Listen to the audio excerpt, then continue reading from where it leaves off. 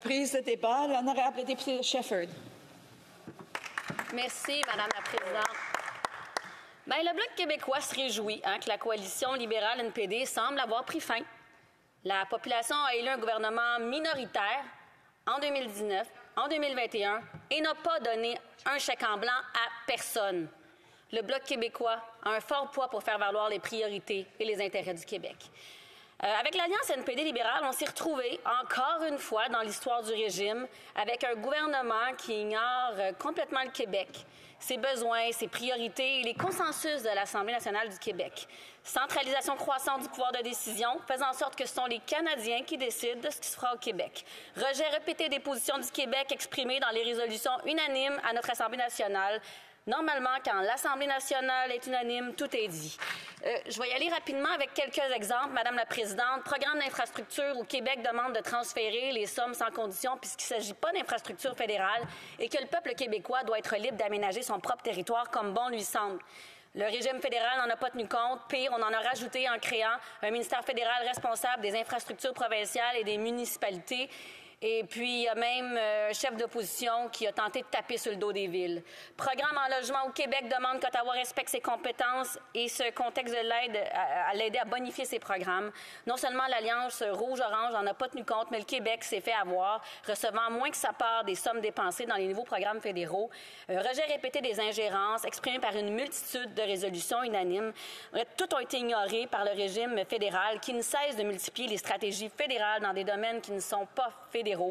Main-d'œuvre, stratégie fédérale touchant divers aspects de la santé, rejet du consensus québécois en matière de demande anticipée d'aide médicale à mourir et comme porte-parole des aînés, je m'en fais beaucoup parler de ce dernier point. Insuffisance des transferts au Québec qui n'augmentent pas un rythme permettant de répondre aux besoins de la population, provoquant des classes surpeuplées dans les écoles et un système de santé près du point de rupture. Ça va prendre des transferts en santé beaucoup plus importants et ça presse. Là encore, le régime a développé une panoplie de programmes fédéraux dans les champs de compétences du Québec avec l'argent qui aurait dû servir à financer correctement les programmes essentiels de Québec. Et là, je vais donner un petit exemple. On a dénoncé en juin dernier Bien vieillir chez soi, qui est un programme qui a été lancé en catimini par le régime fédéral pendant la dernière campagne à Québec. Et finalement, on se retrouve que les groupes du Québec n'ont pas l'argent qu'ils devraient avoir. La ministre des Aînés demande que l'argent soit transféré. Elle a un plan d'aide à domicile, mais non, on tente de mettre ces conditions. Et tout ça aussi alors qu'Ottawa, qui ne se livre presque à aucun service à la population, qui a trouvé les moyens d'embaucher 109 000 fonctionnaires fédéraux supplémentaires dont la principale fonction semble être de dire aux Québécois quoi faire. Puis en comité, j'ai posé la question, mais pourquoi plus aller en sous-traitance à des firmes externes? Pas de réponse.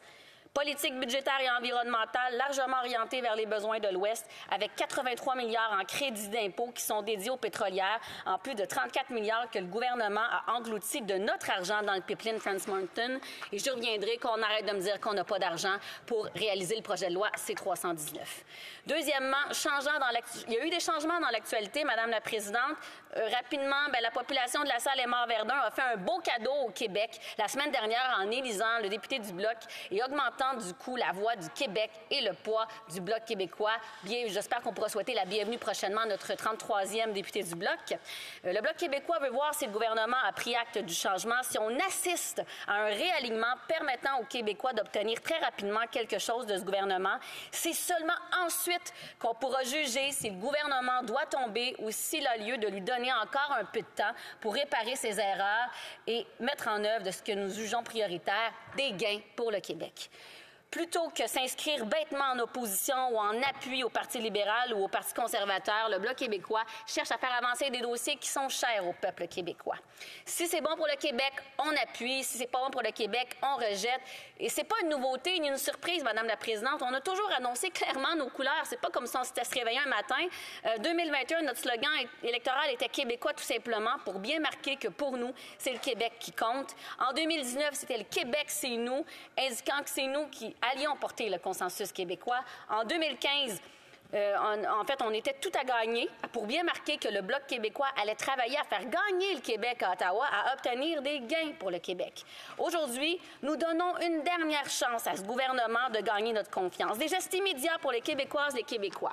Donc, arrivons à nos priorités. Comme premier geste, on demande au gouvernement nouvellement minoritaire d'octroyer la recommandation royale au projet de loi C-319 qui met fin aux 2 classes d'aînés et augmente de 10 la sécurité de la vieillesse à ceux et celles qui ont entre 65 et 74 ans. La pension de la sécurité de la vieillesse est l'un des rares programmes sociaux clairement fédéraux. Or, alors que le régime fédéral se disperse dans une multitude d'ingérences, elle a négligé ses missions de base. Nous voulons donner au gouvernement une chance de se réaligner, d'assumer ses missions fondamentales et de permettre aux retraités de vivre une vie décente. Parce que selon l'OCDE, le Canada est l'un des pays industrialisés où la population subit la plus forte baisse de son pouvoir d'achat lorsqu'elle prend sa retraite. On pourrait faire beaucoup mieux. Qu'on ne vienne pas nous dire, d'ailleurs, comme j'ai dit tantôt, que c'est trop cher. 3 milliards par année, c'est ce que ça coûterait. Ça représente 0,57 des dépenses du gouvernement. Mon honorable collègue de la Prairie l'a très bien exprimé tout à l'heure. Ce qui freine le gouvernement, c'est pas le coût, c'est qu'il y a d'autres priorités. 34 milliards pour l'achat de la construction de Pipeline Trans Mountain. 83 milliards en cadeaux fiscaux destinés aux pétrolières. Est-ce qu'elles en ont vraiment besoin? 2 milliards versés à la Sun Life, entreprise privée, pour gérer l'assurance dentaire fédérale alors que ça aurait pu se faire gratuitement par un transfert au Québec et qu'on est dans un domaine de compétences du Québec. Nous demandons au gouvernement, donc nouvellement minoritaire, de se concentrer sur ses responsabilités, à lui et au premier chef, sa mission centrale, protéger notre monde et en particulier les retraités de 65 à 74 ans qu'il a délibérément mis de côté au profit de ses propres priorités qui ne sont pas celles de la population du Québec. Pour le reste, on ira au mérite. À la moindre ingérence, on s'opposera, incluant dans un vote de confiance. Au moindre dossier où le gouvernement contredira la volonté unanime de l'Assemblée nationale, on s'opposera, incluant dans un vote de confiance. Et lorsqu'on arrivera à la conclusion que le gouvernement n'a pas pris acte de son statut minoritaire et de la nécessité de prendre en compte les demandes du Bloc québécois qui font largement consensus au Québec, nous débrancherons le respirateur. Le faire aujourd'hui, avant même de savoir si le gouvernement a pris acte de la nouvelle situation, reviendra à priver les aînés du Québec d'un revenu décent à la retraite. Sans compter que nous avions promis aux producteurs agricoles de tout faire pour protéger la gestion de l'offre. Là, je n'ai pas le choix en tant que député de Shefford de le nommer. Les députés de Montcalm, Berthier-Masquinongé et Saint-Hyacinthe sont au Sénat demain matin pour inciter les sénateurs à approuver et rapidement notre projet de loi C-282 adopté à la Chambre il y a presque 1 an et demi et qui empêchera un futur gouvernement de faire des nouvelles brèches dans la gestion de l'offre chez nous, pour les producteurs de chez nous. C'est crucial. Ce sont là de vrais enjeux pour du vrai monde, loin de l'agitation et du spectacle auquel les conservateurs nous convient aujourd'hui. Voter en faveur de la motion serait irresponsable et indigne du mandat que la population québécoise nous a donné de la défendre. Comme député, notre travail consiste à représenter et défendre notre monde. C'est pour ça que nous avons été élus. La motion conservatrice n'a rien à voir avec quelque enjeu que ce soit. En fait, la motion conservatrice n'est qu'un jeu. Nous avons tous vu les sondages et nous savons tous que le gouvernement actuel est en phase terminale.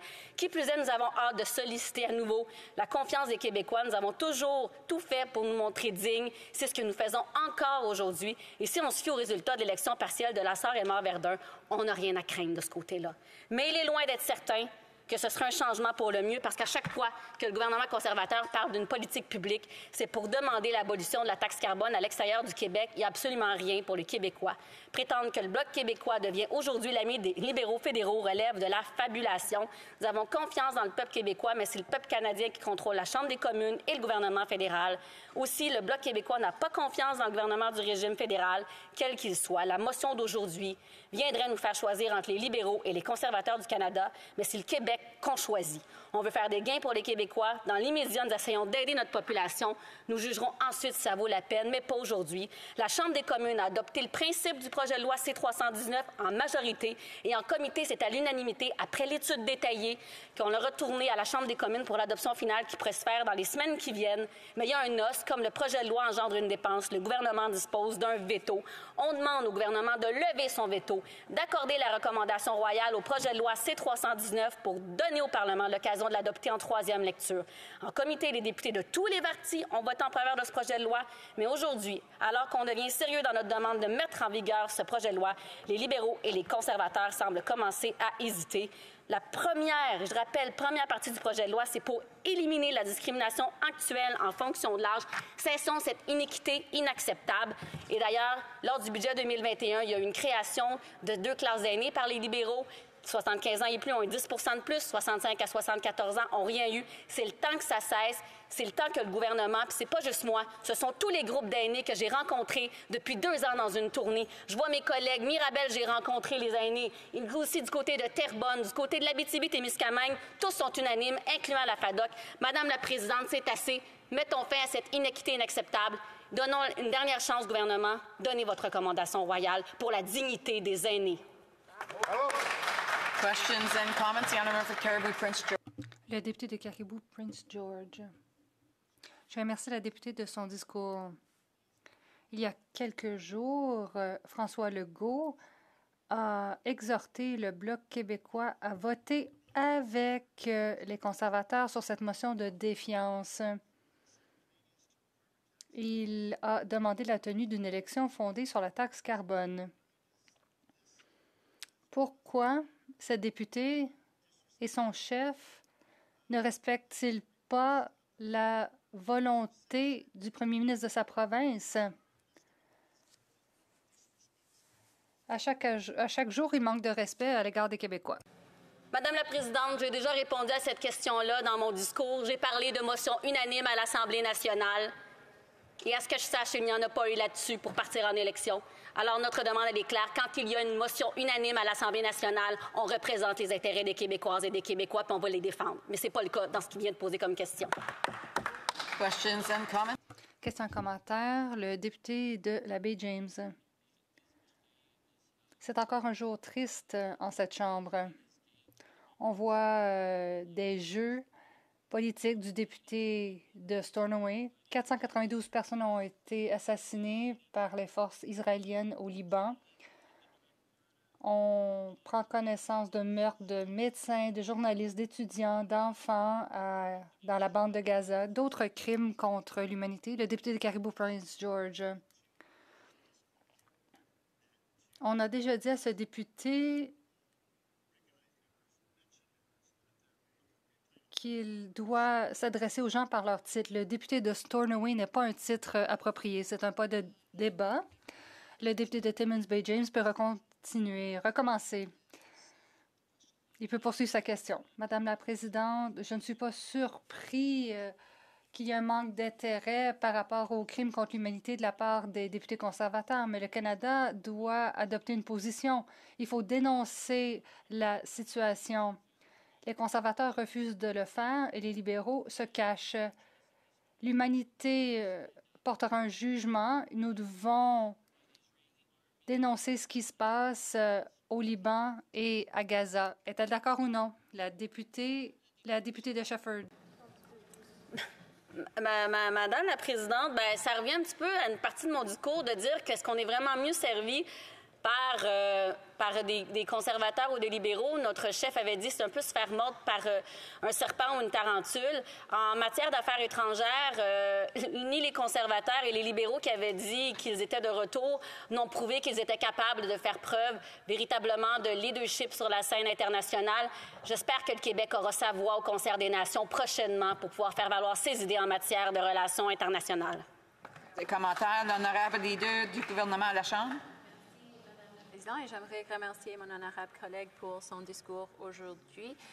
Comme nous sommes en train de débattre une motion conservateur aujourd'hui qui est basée sur le prix sur la pollution, ou peut-être c'est quelque chose qui sont intéressés, on sait que les conservateurs ne croient pas que le changement climatique est réel. Je voudrais savoir si mon honorable collègue pourrait parler de pourquoi c'est important d'avoir un plan pour le changement climatique et pourquoi c'est important pour les Québécois et les Canadiens. Merci, Madame la Présidente.